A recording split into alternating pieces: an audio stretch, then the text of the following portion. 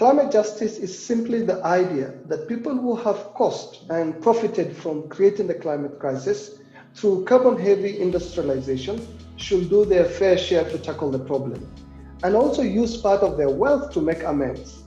This is through reducing their own emissions, which have caused the problem in the first place, and also financially helping the victims of climate change by helping them to transition to a zero carbon pathway, to adapt to the impact of climate change, but also to compensate for the losses which cannot be adapted to. For example, Africa has 17% of the world's population, but we Africans only contribute 4% of the global emissions that have wrought misery and destruction through climate change.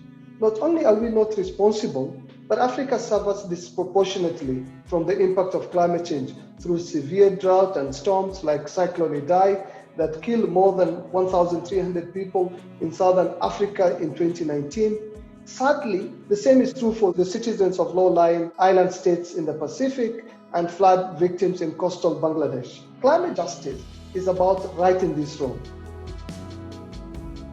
Climate justice allows us to talk about the solution, and it allows us to talk about inequality, vulnerability, and issues like energy access and poverty eradication. The reason we need to understand the impact on the vulnerable is so that we understand the true nature of the problem and can then adapt our policies and behaviors accordingly to protect them. We know that climate change will strike everyone if left unchecked. We should care about the climate vulnerable because of the moral imperative to care for those most in need. People in the rich world, including the UK, for example, should also do it out of self-interest. It's also what we should do if we want a well-functioning international order.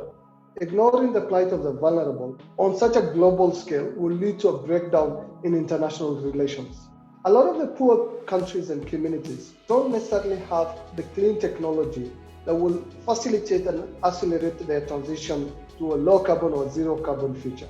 Access to clean technology and having an intellectual property rights regime that allows for free transfer and development of those technologies in all countries equally will actually help facilitate the transition.